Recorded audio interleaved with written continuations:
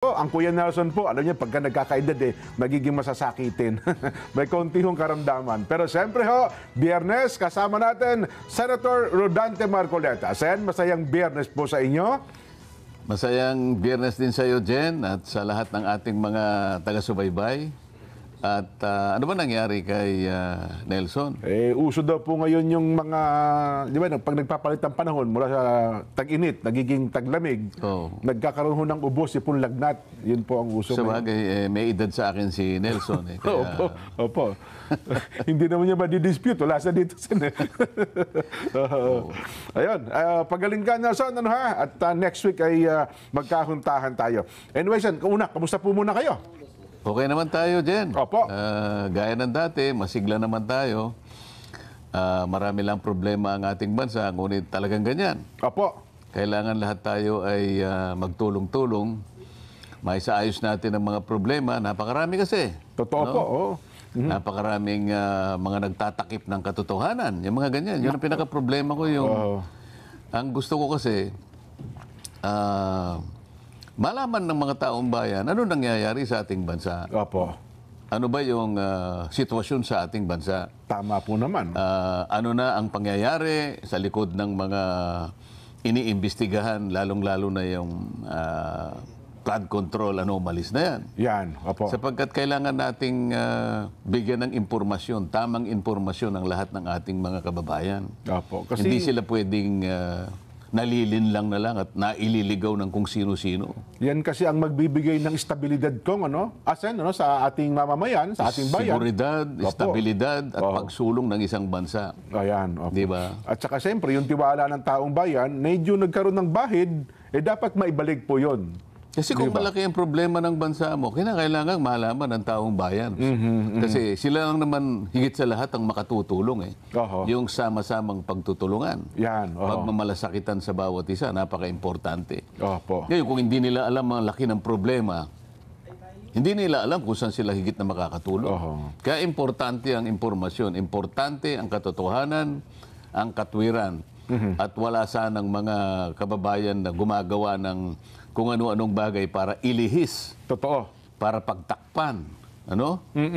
Para sa ganun na iligaw at linlangin doon sa paniniwala na ganun pala yung nangyayari na hindi naman pala tama. Napakalaki ng papel ng social media, Sen. Well, positibo at negatibo, no? Tama. Malaki ang papel niya sa ikaliliwanag, pero napakalaki din po ng papel niya sa ikalalabo ng mga issue. Sen. Ganun Either ganito ang direction mo, o baligtarin mo ang direksyon. Yan, opo. Mabuti na lamang, Jen, ang isa sa aking comfort zone ay yung mga kababayan natin mismo. Yan, yun ang tunay. Sa ngayon, hindi na sila madaling mailigaw Opo. Marami pa rin ang gustong talagang mailigaw ang mga kababayan natin. Pero, dahil sa likas na talino na rin nila, mahihirapan na silang Totoo. Kahit ano pang gawin nila. Mamaya, i-discuss natin ang mga ilang bagay kung paano ang ginagawa nilang panlinlang sa mga kababayan natin, sa mga nagaganap sa ating paligid. Naku, alam niyo, Sen, bagay na yan. Hindi lang siguro 1,000 personal messages bukod doon sa social media, pati sa text. Ang tanong, totoo ba ito? Ano ba na? Lalo yung isang araw, yung weekends. Inambus daw. Sabi ko, magkasama tayo sa Sabado, di ba maghapon? Maghapon po ng Sabado, magkasama tayong dalawa. Tapos pagdating ng Linggo, Jen, totoo ba ito? Kako, mukhang malabo. Magkasama kami ni Sandante noong Sabado. Maski nga yung ambush interview, ayoko Ay, isa pa po yun. So mapapangiti ka na lang at mapapaisip, bakit kaya? Ano kaya ang... darating sa isang taong gumawa ng ganito, anong ganansya niya? Anong pakinabang niya rito? Siguro pansarili, nasa sa kanya. Siya lang nakakaalam kung paano siya makikinabang doon. Maring binayaran siya para gawin yun. Di ba?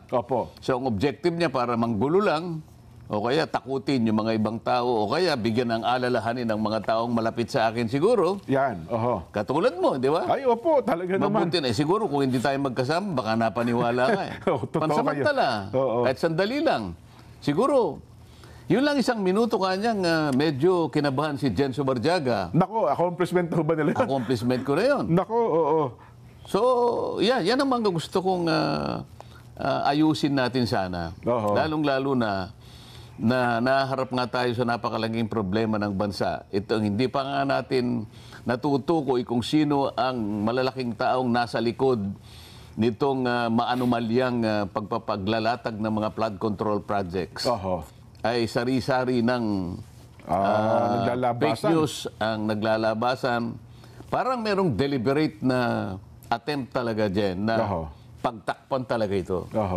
Ako nakikita ko Sa social media tsaka sa media, ang tawag dyan pinaproject, di ba? Mukhang pinaproject kayo na ganito po ang ipinta sa tingin ng ating mga kababayan. Tama ka, pero kasama yun doon sa grand design Merong grand design. Talagang to malalim protect po and cover up. Meron akong 5 natukoy na mga pamamaraan kung paano nila i-float yung isang grand design to protect and shield the mastermind. Yung mga malalaking tao sa likod ng maanumalyang yan. Una, yung scapegoat strategy. Scapegoat strategy, okay. Hanap sila ng sino yung mapagbalingan nila. Ang napagbalingan nila ngayon, sapagkat wala rito, ay yung dating Congressman Saldico. So, gusto nila doon lang matuon. Doon lang ma-focus ang usapin. So, yun ang magiging scapegoat nila? So, parang kapag yun ang nadiin mo, ligtas na lahat. Pwede, Sana kung ma-establish natin, hanggang doon lang. Kaya lang, nagsisigaw ang mga ebidensya. Nagsisisigaw at lumalantad, naghuhumiyaw ang mga sentimiento na hindi lamang kay Saldico So kapag halimbawa nagawa nila na si Saldico na lang, yun ang scapegoat strategy. Kasi tingnan mo, meron akong nabasa na isang affidavit na isinabmit sa ICI. Yung ICI, ito yung Independent Commission for Infrastructure. Yes po, isang malaking tao na inimbita doon at pinagsubmit siya ng affidavit. Kapag binasa mo yun, then, nilaglag si Saldico. So talagang... So doon, lilitaw doon, talagang scapegoat. Ang sasabihin niya, maihinuha mo kung sinong tinutukoy ko rito. Wala po akong kinalaman dyan. Maaring ako po ang pinakamataas doon sa institusyon na yon. Ngunit wala akong kinalaman doon sa ginagawa ng mga chairman. Lalong-lalo na yung chairman ng Appropriations Committee. So makikita mo, merong direction talaga yung scapegoat strategy. Gusto nilang papaniwalain ang mga Pilipino, mga kababayan natin, na hanggang doon lang. So kapag naipagtagumpay nila yon, teka muna, may maliligtas ngayon. Maraming ma-absuelto, parang dating gano'n. Sa akin kasi, hindi. Sinabi ko, kailangan matukoy natin kung sino talaga ang pinakautak, pinakaugat ng lahat ng ito. Tapos susunod, undermining the whistleblower. So parang minamaliit nila, Kong. Ang daming nag-whistleblower. Minamaliit nila yun. Ngayon, mamaliitin nila ngayon. Ang pinaka-classic na example ay yung Orly Gutesa. Yan, Ayan, di ba? Kasi ang importansya nung sworn statement ni Gutesa, siya lamang ang natatanging testigo na lumabas doon sa pagdinig na yon, na kumonekta kay Saldico hanggang kay Martin Romualdez. Yun ang distinction. Kaya medyo nagulantang sila ron. Lahat ng paraan ngayon ginagawa para i-discredit si Gutesa. Ma-undermine, totoo nga. Nakita mo, nag-umpisa sila sa notaryo. Yan.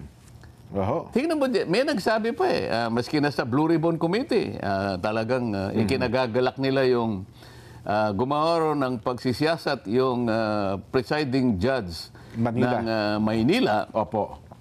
Napatunayan daw na talagang peke yung pirma ni nung abogadang nagnotaryo. Pagkatapos na nila ma-establish nila yon, fraudulent yung statement.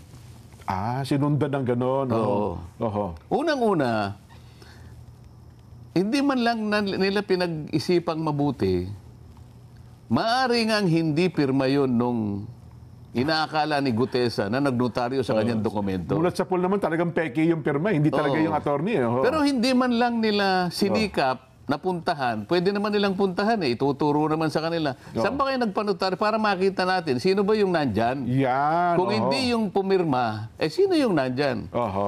Hindi kasi hindi natin pwedeng tanggapin sapagkat pinaka-imposible yun na si Gutesa, siya yung mismo nga hanap ng mga libro nung nagnonotaryo para makita niya kung anong ilalagay niyang document number. Yes po. Makukuha lamang yun doon sa pinakalibro nila. Yung notarial register nila, sunod-sunod yun magmula sa number 1, 2, 3. Sa pagdaan ng panahon, dadami yung nagpapanotaryo. Opo. Doon sa panahon na si Gutesa ay pumunta ron, siguro nasa 500 plus na yun. Opo, Halimbawa lang, yung pinanotaryo ni Gutesa ay number 522 na yun. Opo. Page halimbawa 125. Saan makikita ni Gutesa yun kung hindi sa mismong libro nila na nandun sa loob ng kanilang opisina? Tama. Pagkatapos, dinakita ko naman ni Gutesa yun. Nakita ni Gutesa. Palagay mo, nagkaroon ng milagro, nakita ni Gutesa yun. Yan. Saan niya kukunin yung stamp pad? Para i-stamp niya doon sa pinakahuling bahagi para lumitaw lahat yung notarial details. At saka yung sa lugar ng nagnonotaryo Yung kasi dahil Maynila yon, merong isang maliit na stamp na kailangan itatak din. Tapos itatatak mo Manila. Nakuha uli ni Gutesa yung gano'n. Naitatak ni Gutesa. Pagkatapos, nakita pa ni Gutesa kung nasaan yung dry seal. Yung dry seal ng attorney. Nako. At siya mismo yung nag-dry seal ng gano'n. Yan, At saka niya ipinirma halimbawa. Kunwari si Gutesa na lang ang gumawa ng lahat ng yun. Paano magagawa ni Gutesa na hanapin yung notarial register ng taong sumisinop doon? Merong custody doon sa libro na yon. Paano pinahiram sa kanya kung pinahiram man yung... Hindi ba? Opo. Kung hindi pinahiram, sapilitang kinuha ni Gutesa para sa ganun ay magkaroon ng tatak. Merong dry seal. Palihim niya lahat ginawa yun. Hindi ba? Oo. Parang ang hirap paniwalaan. Ngayon, kung halimbawa hindi nga pirma ng abogada, maaaring hindi niya nga pirma, pero ang pinakatotoo rito, meron kang itinalagang tao dyan na kinasangkapan mo, kausap mo, palagian, sapagkat nandun na sila sa Book 8 Opo, pang-8 libro na nga po nila, Sen. Isipin mo na lang, yung Book 1 halimbawa, 1,000 na lang ang pahina, ang pages. 1,000 dokumento na lang yun. Sa mga tweet, yung Book 1, meron ng 1,000 documents ang nanotaryo nila. Nung Book 2, 2,000 na.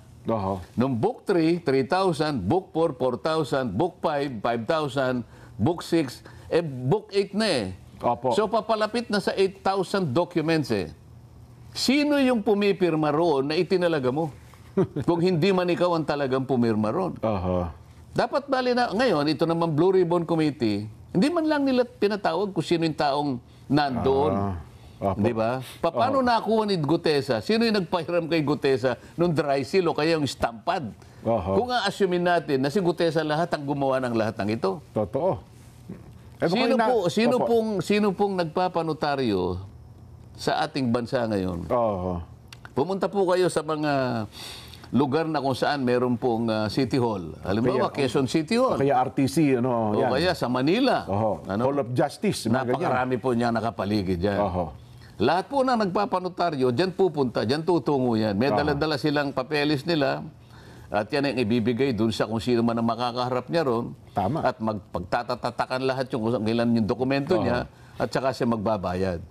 Meron bang isa sa kanilang nagpapanotaryo ang magpipilit na sabihin bago siya umalis, Sir, ma'am, Pasensya na po, bago ako umalis, ay gusto ko pong malaman kung kayo po talaga yung pumirma rito. Kayo po ba yung, kasi po nakalagay rito, Attorney Espera. Ayan, kayo po ba ito? Kayo po ba ito? Halimbawa, sinabi niya, pakipirma niyo nga uli ito, baka hindi po kayo ito eh. Nako. Meron ba taong magsasabi ng gano'n at magpipilit at uusisain niya na yung pumirma talaga ay yung nakita niyang taong nandun? Mukhang wala pang ganun, Sen. Ngayon, hindi man lang nila, sasabihin nila ngayon, na kung merong taong itinalaga kung sino man yung abogadang nagtalaga nun, diyan ka, para ito, pakinabang natin ito, isip-isipin mo, napasa siya 2021 lang. Bago nga lang po eh. Book 8 na siya. Yung law office namin dyan, ang tagal na nun, baka yung book 1 hindi nila napuno at saka ayaw na nilang magnotaryo kasi hindi yun ang talagang kinabubuhay ng aming law office eh. Totoo po. Nangangailangan lang kung minsan ay talagang mabilisan may pagnonotaryo. Kaya lang siguro maaring maglagay kami ron. Pero yung talagang para yun ang gawin naming ang hanap buhay na. Hanap buhay, hindi yun eh. Hindi yun, yes po. Itong abogadang ito, iyon ang kanyang hanap buhay. Kaya nga may mga branches sa Senate, di ba? Ngayon sasabihin niya, hindi. Maaring hindi mo pirma yon, pero sisiguruhin ko sa iyo, kung nakikinig ka, Atty. Espera, tao mo yung nilagay mo doon. Kasi hindi ka abot sa pang-8 libro. Kung wala kang taong itinalaga doon at siya ang pumipirma in your behalf. At marami akong makukuha dokumento.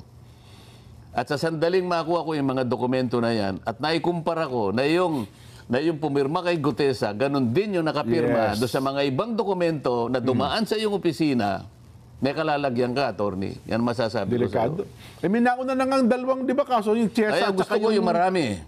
Opo. Kaya humihingi ako ng sample ng January, February, March, April, May, June, July, August. Kasi may September na ako, yung kay Gutesa, di ba? Ikukumpara ko ngayon sa mga naunang mga pangyayari. At saka Sen, bakit ewan ko lang, doon sa executive judge ng Maynila, hindi pa niya nakikita man lang, siguro kinumpara man niya, kasi sinabi nga, peke agad eh. Di ba doon sa kanyang desisyon daw? Nung nagpunta ako doon, nagkaharap kami. Nga pala, pumunta nga pala kayo, no? Ang sabi ko sa kanya, Judge, hindi naman ang pakay ko ay yung matukoy nating kumpirma niya. Sa aking palagay, hindi niya pirma yan. Ayan, Pero merong nagnunotaryo sa pangalan niya sa lugar na yan. Ang gusto ko lang sanang i-request sa inyo, kung papayag kayo, makakuha ko ng ilang piraso ng mga ninotaryo niya sa mga nakaraang panahon. And sabi naman niya, Senator, pagka ganito po kasi ang nature ng request, ay sa Supreme Court po kayo dumaan. Hindi naman ako nagpilit, yun pala yung tunturin. Nagpasalamat ako sa kanya. Pero alam niya from the beginning, na yung aking pakay, magkumpara lang ako. Kasi maring hindi niya nga pirma yun. Pero pumayag siya na isang tao ang pipirma para sa kanya. Yan ang katotohanan dyan. At sa sandaling ma-establish ko yan, at talagang gagawin ko yan, ngayon pa lang, hindi kita tinatakot, Atty. Espera, may kalalagyan ka. Nako. Yung judge naman, nakiusap ako na bigyan ako ng ano man ang magiging outcome ng kanyang investigasyon. Hindi niya ako binigyan, diniretso niya sa Blue Ribbon Committee kasi hindi raw ako partido. Yung kayang Blue Ribbon Committee, partido kaya rito? Kasi hindi naman siya pumunta sa Blue Ribbon Committee para doon siya mag-complain na hindi ko pirma yan eh. Dapat ang una niyang ginawa, nag-represent siya doon, pumunta siya sa Blue Ribbon, magkukumplain. Hindi po akong pumirma niyan. Nakita ko po na noong kayo po yung nag-hearing, nasinagan ko po, pero hindi po ako yan. So I'm lodging a personal complaint, hindi po ako yan para patotohanan ko. Ayun, ganun pala ang proseso dapat. Paano nangyari? Sino ba nagpasimula ng investigasyon? Hindi rin ako, nagpunta lang ako doon kasi alam ko, nababasa ko lang sa na mag-iimbestiga. So sino ang nagpasimuno ng investigasyon? Bakit nasa sentro ngayon? Ito yung pinag-uusapan natin. Undermining the whistleblower. Ngayon, ito, i-discuss natin. Kahapon, Jen, ito yung pinakahuling ginagawa nila para i-discredit nila si Gutesa. Okay. Merong post sa isang page na kung tawagin ay Kabayan Patrol. Sinirculate ito across sa social media. Ito yung nakalagay na post. Kung pwede na si Direk. Ayan. Ayan, sinasabi niya, Orly Gutesa breaks silence. pinilit lang ako nila Defensor at Marcoleta. Aha. Isip-isipin mo yan, Jen. Gutesa admitted that he was forced to sign a fake affidavit against Speaker Romualdez out of fear and pressure. Ito, nakuha na namin kung sino yung gumawa nito eh. Yung page po mismo. Yung page na ito, ang ginagamit niya dyan ay mga troll farms, ha? Makikita mo na troll farms kasi pinakita nila rito, ang mga accounts ay Vietnamese eh. Ganun po? May Vietnamese accounts, karamihan ha. Oo. So kung halimbawa sa 1,500 Vietnamese at yung iba pa Arabic accounts, para kunwari, maraming sumusuporta. Maraming nag-suporta at kumukomment. Opo. Oo. Ha? Ngayon, ibalik nga natin doon para makita natin.